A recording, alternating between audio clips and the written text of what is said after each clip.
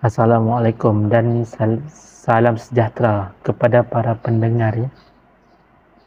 Okey, kali ini saya akan ceritakan berkenaan dengan kisah seorang lelaki yang bernama Hakim ketika dia sedang mendaki Bukit Broga. Kisah-kisah yang anda dengar merupakan kisah daripada kisah waktu malam. Jangan terlalu percaya dan terikut-ikut dengan apa yang bakal anda dengarkan. Okey, pada pukul 6.30 pagi, Hakim tiba di kawasan parking di Bukit Broga. Okey, kalau siapa yang pernah datang Bukit Broga ni tahulah kawasan parking kenderaan tu dia dalam kawasan kebun kelapa sawit. Pagi tu pukul 6.30, jadi kebun kelapa sawit ni gelap. Dia tak ada lampu ya, dia memang gelap. Harapkan lampu kenderaan ataupun lampu suluh yang kita bawa lah, dengan lampu pondok daripada tempat orang yang menjaga parking tersebut. Okey, lepas saja dia membayar parking tiket, harga masa tu RM2 tak silap dia kata. Okey, dia pun pergilah pada kereta dia. Dia ambil barang-barang semua, dia ambil roti, dia ambil makanan, dia ambil air, apa yang patut lah sebagai bekal makan dia untuk dia hiking nanti. Okey, tengah dia duduk bertengkur lumus ambil barang tu semua, dia buka bonet, dia ambil barang tu semua. Tiba-tiba daripada belakang dia, piwit, halus je suara tu. Yang si Hakim ni pula, daripada dia ambil barang, dia berhenti sekejap. Pelan-pelan dia pandang ke belakang. Belakang dia ada pokok kelapa sawit. Hai, siapa pula yang piwit aku? Aku seorang je kat sini. Kalau nak kata pakcik yang jaga parking tu tak mungkin, dia jauh daripada Hakim. Dan pun suara tu pun dia dengar macam halus dan dekat. Belakang dia pokok. Itu yang paling dekat dengan dia. Tapi Hakim sekejap je, dan dia tak fikir sangat lah. Dia terus ambil barang semua, dan bunyi tu pun dia dengar sekali je.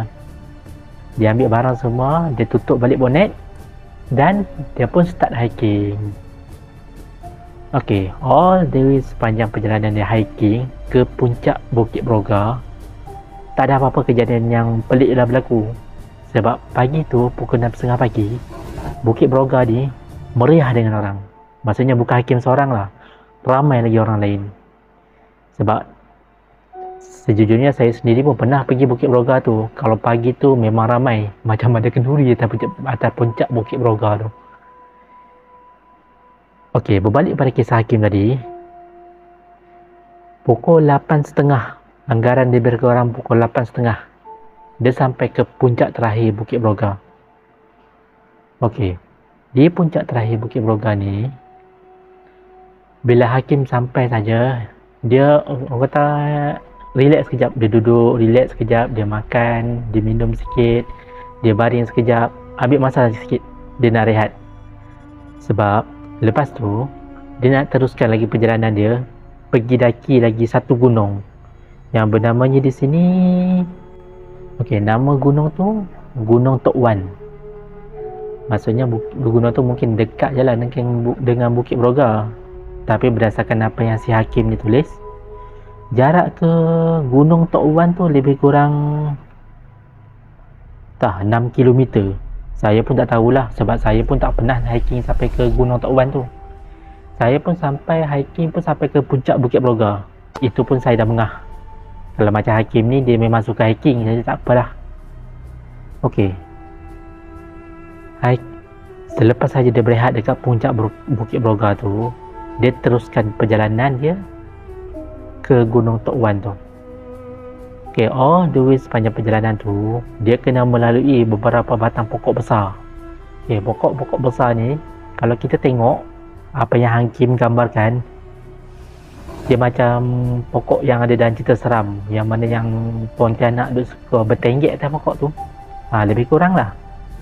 Tapi Hakim gambarkan juga dekat pokok ni macam ada bekas-bekas orang buat pemujaan. Dekat situ ada macam tempat, macam ada makanan orang letak, ada macam kain-kain merah, kain-kain kuning. Lepas tu adalah tulisan-tulisan mentera dekat pokok tu. Hakim fikirlah, mungkin orang yang nak tikam nombor ekor pun ada menurun kat sini. Hakim punya pandangan lah, tapi dia tak ambil serius sangat pasal benda tu. Dia teruskan lagi perjalanan. Dah beberapa lama tu, dan mungkin dalam setengah jam ke sejam, dia rasa macam dia daripada tadi dia macam pusing-pusing kat tempat sama. Balik-balik dia jumpa pokok tu. Dia teruskan lagi perjalanan. Balik-balik dia jumpa lagi pokok tu. Dia jalan lagi, dia jumpa lagi pokok tu. Hakim dah merasa bila aku rasa aku dah banyak kali pusing kat sini, tapi kenapa aku jumpa pokok ni lagi? Lepas tu Hakim tepis perasaan dia. Mungkin perasaan aku je kot. Dan dia pun melangkah balik. Dia teruskan balik perjalanan. Dan dia dah makin lama baru makin dia sedar yang dia memang, orang kata seolah-olah dia duduk dalam macam lingkaran. Dia berpusing dekat kawasan yang sama. Masa ni hati dia dah mula tak sedap. Masa ni dia mulalah baca Al-Fatihah, ayat kursi, semua ayat-ayat suci yang dia hafal dia cuba baca. Dah hati dia dah tenang. Dia mula sambung balik perjalanan. Dan beberapa minit kemudian akhirnya dia pun tibalah dekat kawasan puncak Gunung Tok Wan. Akhirnya dia pun berehat dekat sana lagi sekali. Dia makan, dia minum sampai habis bekalan semua dia bawa. Tu dia makan. Dah habis dia berehat dekat tu. Dia dah menikmati pemandangan, dia dah ambil gambar semua, dia dah post kat sosial media semua. Sekarang ni tiba waktu untuk dia balik lah. Dalam perjalanan balik ni, ini kejadian agak ekstrim sikit.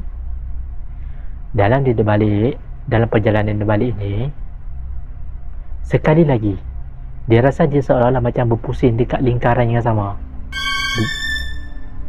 Dia tak jumpa, dia boleh jumpa lagi dekat kawasan pokok besar tadi, tapi dia jalan, dia seolah-olah bila dia panas sekeliling dia, asal kawasan sama ya, aku pusing. Sudah, takkan jadi lagi. Tapi tak apa, dia masih lagi berfikiran positif. Dia terus jalan, dan tak tahu berapa lama dia jalan sampai dia rasa dia penat lah. Dia makin penat. Dia kata seumur hidup dia tak pernah rasa penat macam ni. Jalan sebab dia ni memang suka hiking. Banyak dah bukit ke gunung ke, memang dia dah pernah hiking. Dia memang ada experience untuk hiking ni. Tapi dia kata dalam banyak pengalaman dia tak pernah rasa penat macam ni. Dan dia dah mula rasa takut. Dan sekali lagi dia mulalah. Dan sekali lagi dia mula balik langkah perjalanan. Dia mula membaca surah sambil berjalan. Dan kali ni yang lebih dahsyatnya lagi, tiba-tiba daripada kawasan sekeliling dia muncul satu asap hitam mengelilingi dia. Seolah-olah asap hitam tu macam tak bagi dia keluar daripada kawasan tu. Member yang dah tengah ketak lutut ni nampak asap hitam tu yang entah daripada mana lagi ketak lah lutut dia. Dia tengok macam tu. Kalau aku pun aku ketak. Bukan setakat tu saja, asap hitam tu dia rasa panas. Dan kawasan sekeliling dia nampak macam seolah-olah terbakar. Dia tengah ketakutan ni, dia laung Allahu Akbar, Allahu Akbar. Dia terus lari pada kawasan tu. Dan akhirnya dia berjaya keluar. Dan dia sampai balik dekat kawasan pokok besar yang dia kata dia nampak awal tadi. Pada situ berhenti sekejap. Dia berehat sekejap, dia istighfar. Dia tenangkan diri dia. Waktu ni dia dah agak, dia dah haus, dia dah lapar. Dan sekarang dia dah mula rasa menyesal. Kenapalah aku habiskan semua bekalan makanan dekat Gunung Tok Wan tadi. Biasalah kan. Tak apalah. Dia pun teruskan balik perjalanan. Dia lalu balik dekat puncak Bukit Broga tadi. Dan dia nak turun. Waktu dia nak turun ni, jadi lagi kisah. Dekat puncak Bukit Broga tu, saya pun pernah pergi Bukit Broga tu. Atas tu seolah-olah macam padang. Dia ada puncak, lepas tu kau akan nampak seolah tu macam padang. Tapi masalahnya si hakim ni waktu dia nak turun, dia tak jumpa lah laluan untuk turun. Untuk pengetahuan rumah, kalau kita nak turun ke puncak Bukit Broga tu, dia ada laluan khas untuk kita turun. Kita kena berpaut pada tali dan kita kena turun. Dia ada laluan khas dia. Kita tak boleh ikut laluan lain sebab berbahaya. Memang laluan tu je yang ada. Dan masalahnya si hakim ni dia tak jumpa laluan tu. Dia dah puas tadi. Dia pusing sana, dia pusing sini, dia pusing sana. Dekat 15 minit tak jumpa. Lagipun puncak tu bukan besar mana pun. Mustahil tak jumpa. Dia punya air mata jantan dia dah mengalir. Bukan sebab nangis, tapi dia kata sebab takut. Sebab dah takut sangat, dia dah melutut. Masa ni dia menadah sangat. Ya Allah, ya Tuhanku, bantulah hamba-Mu ini. Dalam keadaan penuh pengharapan tu, dia berdoa. Dan dia buka aja mata dia. Lepas berdoa tu, depan mata dia ada jalan untuk turun. Tadi tak ada yang dia cari kan. Lepas dia berdoa je, depan mata dia nampak laluan untuk turun tu. Nampaklah laluan bekas orang lalu. Ada tali tu kita berpaut turun bawah. Sebab puncak dia agak curam, jadi memang kena berpaut pada tali untuk turun ke bawah. Dia pun tak buang masa. Dia pun dah fikir, dia dah lapar, dia dah haus, dia takut. Dia pun start turun. Dia turun perlahan-lahan, berpaut pada tali. Dan akhirnya dia berjaya. Dia sampai kat satu orang kata laluan landai sikit lah. Still lagi curam, tapi dah tak perlu berpaut pada tali. Dia turun. Dan perjalanan dia turun ni, satu lagi musibah datang. Tiba-tiba dia dengar satu bunyi ngauman. Ngauman tu macam ngauman harimau. Baik, member masa ni dah ketak lutut dah. Sekali lagi dia dah, air mata dia dah turun. Bulu roma dia pun jangan cakap lah, memang meremang habis. Dengar saja bunyi ngauman tu, daripada jalan tadi dia terus lari turun. Lari turun. Sampailah kali dia jumpa balik ada satu gerai dekat bawah tu. Ada macam gerai kecil lah, jual makanan dan sikit minuman. Tapi gerai tu dah nak tutup. Makcik tu pandang dia heran. Dia pun tak pedulilah pandangan makcik tu. Dia pergi dekat gerai makcik tu. Dia ambil botol air. Dia ambil 3 botol air dan dia minum tanpa sempat perlu bayar dulu. Lapaknya pasal, dia kata lapak dahaganya pasal, dia minum dulu. Lepas tu sambil-sambil tu dia borak-borak lah dengan makcik tu. Tanya makcik, nak tutup kedai dah ke? Yalah, nak tutup dah. Sekarang dah pukul apa? Dia kata sekarang dah pukul 2.30 petang. Dia kata, wish, lama aku duduk atas puncak tu, pukul 2.30 petang. Makcik tu kata, yalah, makcik kan semua dah balik dah. Rupanya ada lagi kau yalah. Dan dia pun bayarlah duit air botol tu 3 ringgit dekat makcik tu pun. Dan dia pun turun dah balik ke tempat parking kereta dia. Dan dekat tempat parking tu ada kereta dia je satu. Maksudnya memang dekat Bukit Tenggadir jalan seorang. Ok, so tak ada apalah. Dia masuk dalam kereta tu, dia start enjin. Lepas dia rehat sekejap, dan dia pun segeralah keluar daripada kawasan parking tersebut. Dia drive sampai ke stesen Petronas dekat Semenyih. Ada satu stesen Petronas kat Semenyih. Okey, dia nak berhenti nak beli makanan sebab dia tengah lapar. Tapi dekat gerai makcik tadi dia beli air saja. Okey, dia beli makanan, dia belilah roti-roti apa benda patutlah dia makan. Okey, dia beli dekat kaunter dia nak bayar.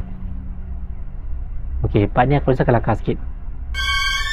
Dah sampai dekat tu, dia nak bayar tu sambil cashier tu scan barang yang dia nak beli tu. Dia scan kan. Pekerja Bangladesh tu, yang cashier tu, dia tanyalah kat cashier tu, bayar, hari ni hari apa Dan bayar tu cakap lah, hari ni hari Ahad lah. Oh, Ahad. Berapa hari bulan tu? Okey, contoh, hari ni 23 hari bulan 5. Kenapa tu? Hakim kata, oh, aku lega tu dalam hati. Masih lagi hari yang sama.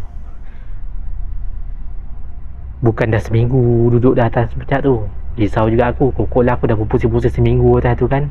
Mampus apa kena jawab kat bos aku seminggu tak datang kerja. Okey lah. Itu sajalah kisah si Hakim ni. Okey. Kisah-kisah yang anda dengar merupakan kisah daripada kisah waktu malam.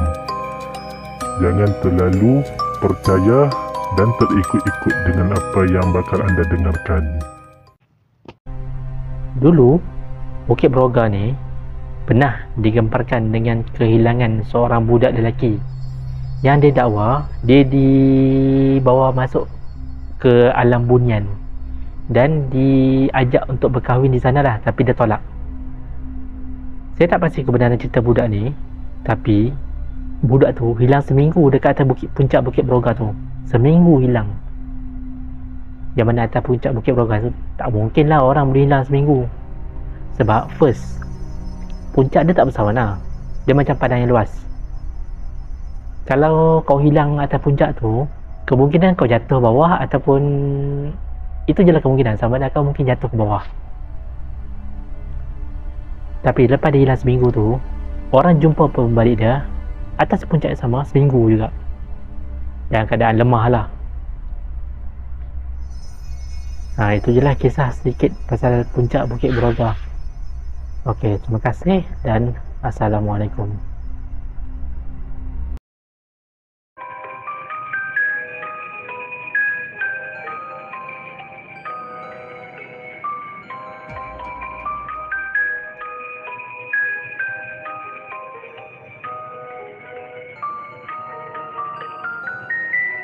Terima kasih kerana sudi mendengar kisah daripada Kisah Waktu Malam.